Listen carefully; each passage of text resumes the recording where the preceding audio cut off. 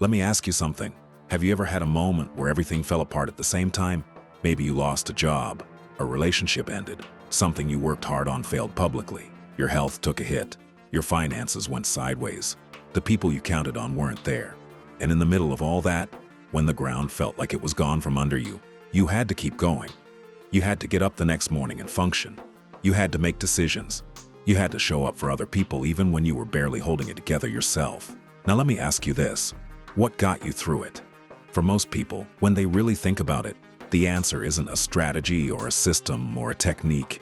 It's something harder to name. Something inside them that held, that refused to collapse completely, that kept pointing them forward even when they couldn't see clearly. That thing has a name. And today we're going to talk about what it actually is, how it actually works, and, most importantly, how you build more of it before you need it. Stay until the end. The practice I'm giving you today is the one I think matters most in this entire series. Because all the focus, all the emotional control, all the discipline we've built, it only proves its value when life gets hard. And life always gets hard eventually. Quick thread from this season. We found that average is driven by limiting stories. Under those stories is fear. Fear disguises itself as overthinking. And all of that eventually meets this episode, because mental toughness is what lets you move forward when the stories are loud. The fear is real, and the mind is spinning. This is where everything we've built gets tested. If this series has been doing something for you, subscribe and hit the bell right now. Episode 5 is the Stoic Secret to Inner Peace, the season finale. And it's the one that brings everything together you want to be there. Part 1. What mental toughness actually is. When most people hear mental toughness, they picture someone who doesn't show emotion, doesn't get shaken, doesn't crack under pressure. The army sergeant, the cold CEO, the athlete who looks like nothing affects them. That is not mental toughness. That is emotional suppression. And as we talked about in Season 1, Episode 3, suppression doesn't work. Things pushed down come back harder. Real mental toughness is something completely different. It is the ability to feel the full weight of a difficult situation. The pain, the fear, the uncertainty, the frustration, and still make a clear choice about what to do next. It doesn't require not feeling. It requires feeling everything, and still being the one who decides. The Stoics were very clear about this. They didn't teach their students to become emotionless. They taught them to become the person whose emotions didn't make their decisions. Let's talk about what Marcus Aurelius actually lived through, because it's easy to read his philosophy and think it was written by someone in comfortable circumstances. It was not. During his reign, the Antonine Plague killed between 5 and 10 million people across the empire, including soldiers in his armies, administrators in his government, and members of his own family. He fought wars on multiple fronts simultaneously. He dealt with corruption from people he trusted, and through all of it, he kept showing up. He kept governing. He kept writing in his journal every morning, trying to be a better man than the circumstances required him to be. The meditations weren't written in peace and quiet. They were written in the middle of a life that was genuinely hard. And what you see in them is not a man who had conquered suffering. It is a man who had learned to move through it without letting it be the final word. You have power over your mind, not outside events. Realize this, and you will find strength. Marcus Aurelius, Meditations. Power over your mind. Not the events, not the outcome, your response. That is the only territory mental toughness actually requires. Part 2. Why hard things happen and what they actually do to you. Here is something that sounds obvious, but that most of us act like we haven't accepted. Hard things are not interruptions to your life. They are part of it. They are built into the structure of a human life. You will lose people you love. You will fail at things that matter to you. You will go through periods where your health, your money, your relationships, or your confidence is shaken. Not maybe. These things will happen. The question is never whether difficult things will come. The question is who you will be when they do. Most people, when things are going well, live as if the hard times are an anomaly. as if the default is smooth and the difficulty is the exception. And then when the difficulty comes, they're blindsided. They feel like something has gone wrong, like the universe has made a mistake. The Stoics had a different orientation entirely. They expected difficulty. They prepared for it. Not out of pessimism, out of clarity. They understood that a life without difficulty was not a human life, and that understanding made them more resilient when hard things arrived, because they were not also fighting the belief that it shouldn't be happening. Here's what the Stoics noticed, and what psychology has since confirmed. Adversity, when it doesn't break you, builds something in you that no comfortable circumstance can build.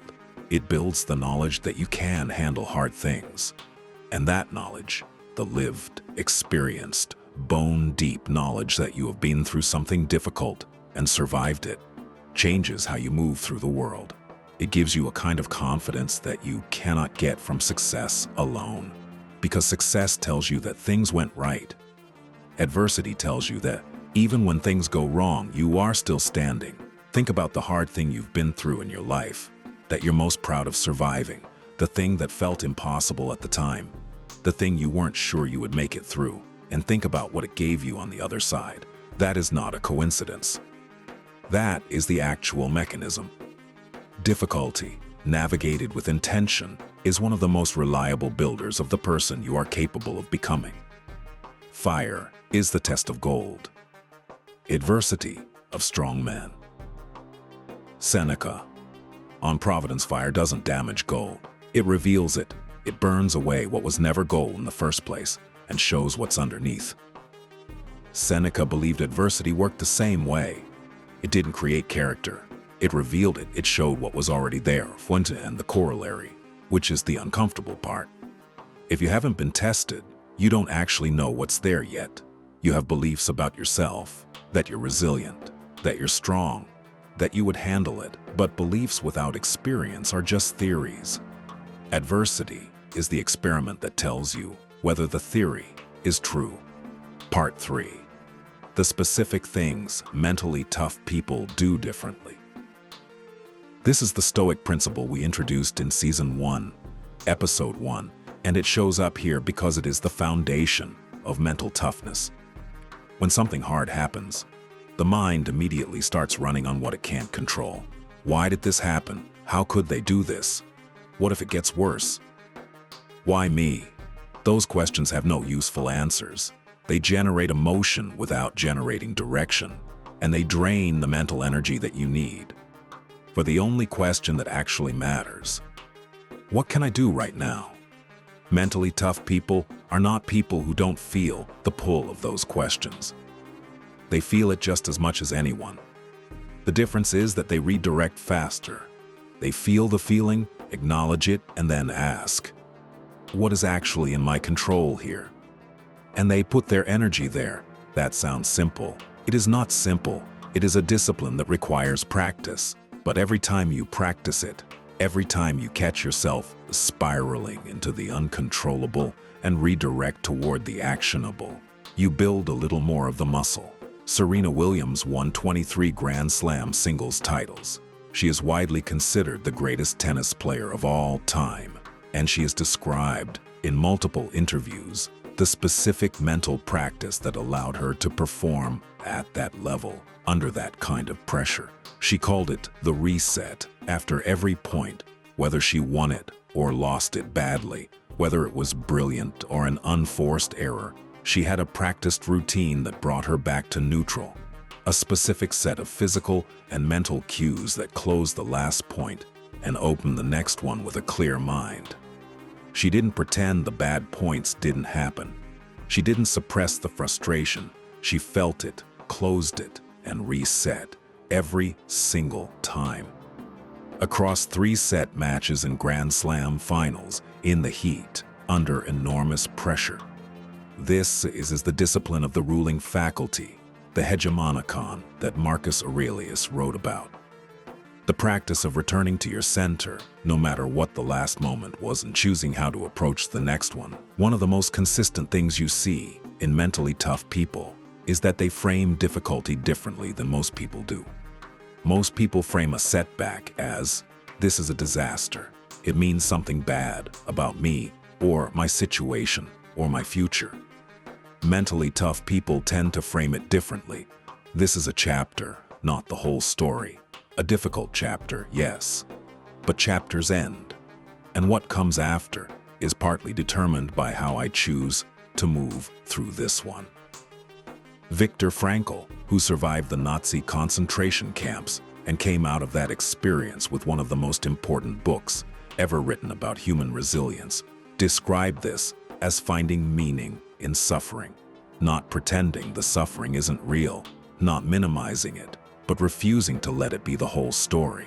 He watched people in the camps. He noticed the ones who survived were not always the physically strongest.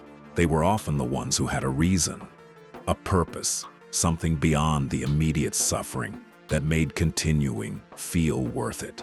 They were playing a longer game than their circumstances were playing.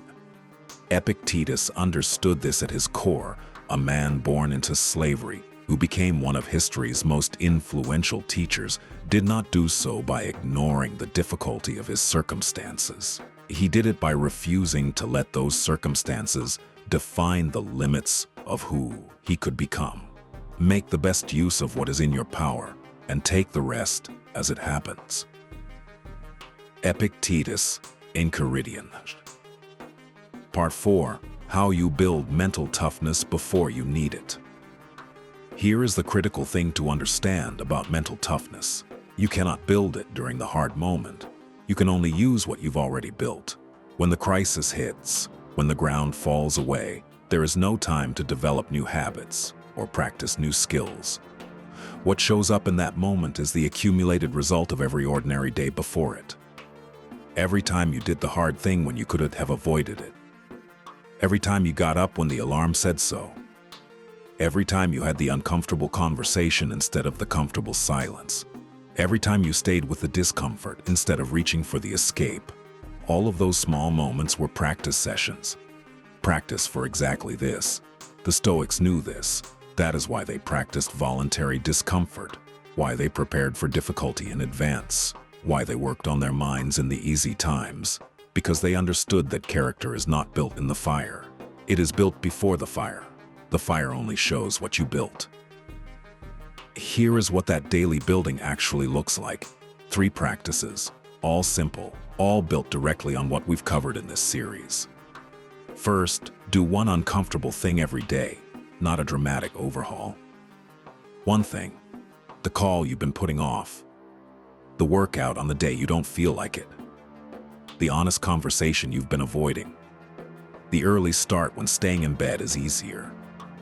One thing every day that makes you slightly uncomfortable, because discomfort tolerance, like any other skill, is built through practice, and the person who regularly tolerates small discomforts handles large ones better than the person who avoids all of them. Second, when something goes wrong, a bad day, a setback, an unexpected problem, practice the redirect.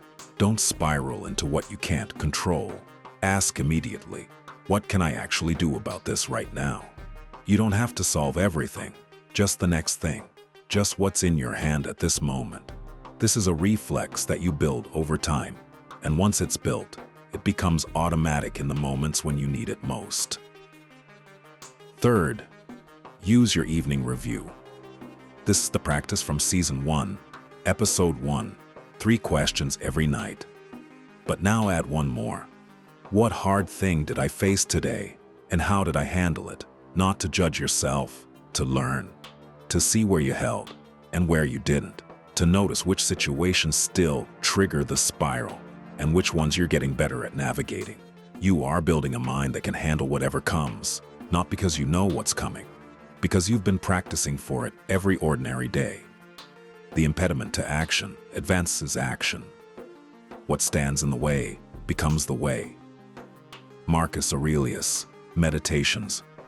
Every difficulty you encounter, every frustration, every setback, every moment where the path gets harder, is not an obstacle to your growth.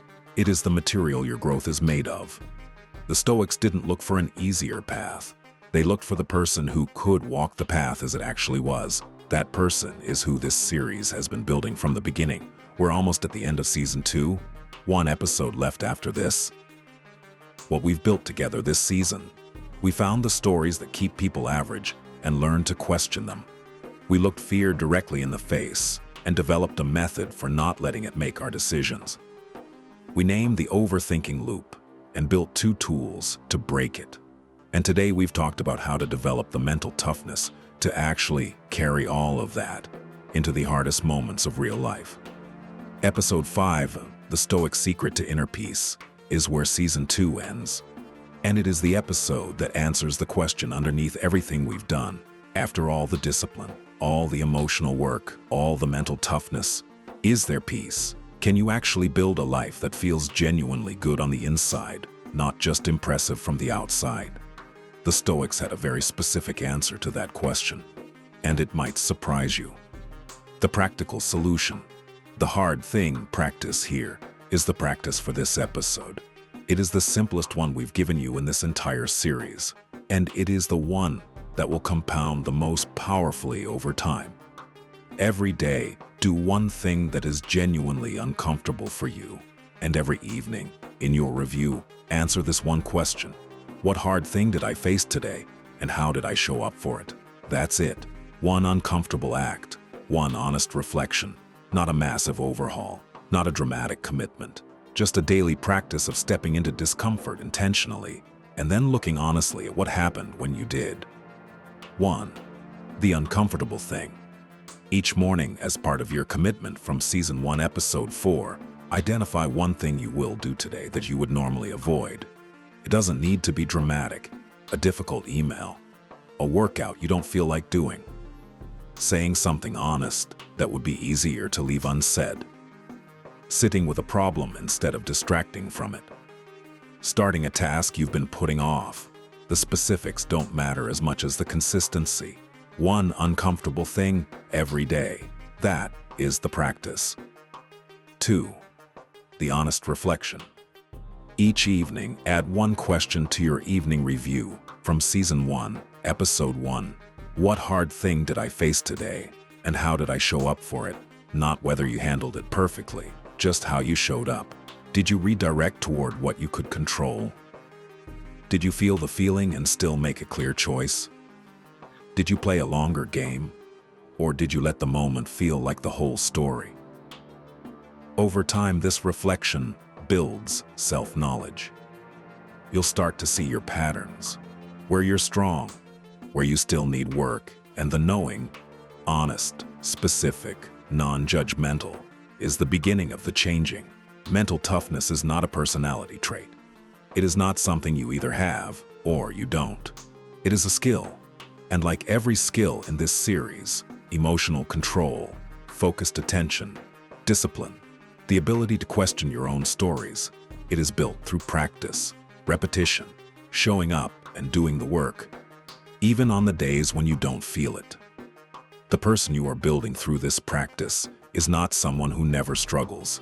It is someone who struggles and keeps going, someone who gets knocked down and gets back up, someone who has been through enough uncomfortable things that the next uncomfortable thing doesn't feel like the end of the world.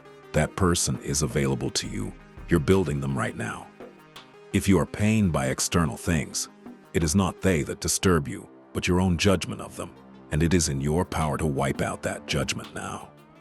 Marcus Aurelius, Meditations. Before you go, one thing right now, in the comments, write the hard thing you've been through that you're most proud of surviving. The thing that felt impossible. The thing that, when you got through it, showed you something about yourself you didn't know was there. Write it. Because naming it is a reminder that you have already been tested. You already have evidence that you can handle hard things. And that evidence matters, especially on the days when it's easy to forget. Think of someone in your life who is in the middle of a hard time right now. Not someone who needs advice. Just someone who is going through it and could use a reminder that what they're doing, getting up, showing up, continuing, is the practice. That is the work. That is exactly what mental toughness looks like from the inside. Send them this episode, subscribe, and hit the notification bell. Because episode 5 is the Stoic secret to inner peace, the season 2 finale. And it answers the question I think we've all been asking underneath everything. After all the work, after all the discipline, after all the hard things, can you actually feel at peace? The Stoic answer is one of the most honest things I've ever encountered. Don't miss it. I want to close with something simple. You don't know yet what you're capable of. Not fully. Not until you've been tested enough times to see the pattern, to see that you have been knocked down and gotten back up, to see that the things you feared most were survivable, to see that hard things, done with intention, left you more than when they found you.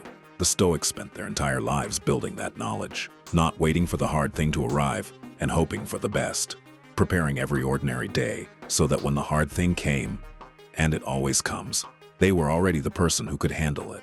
You are building that person right now. Every episode of this series, every practice you've actually done, every uncomfortable thing you've chosen to face instead of avoid. Keep going. The fire that melts butter hardens steel.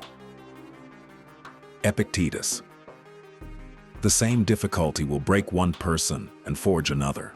The difference is not the difficulty. It is who showed up to face it. Keep showing up. I'll see you in episode 5.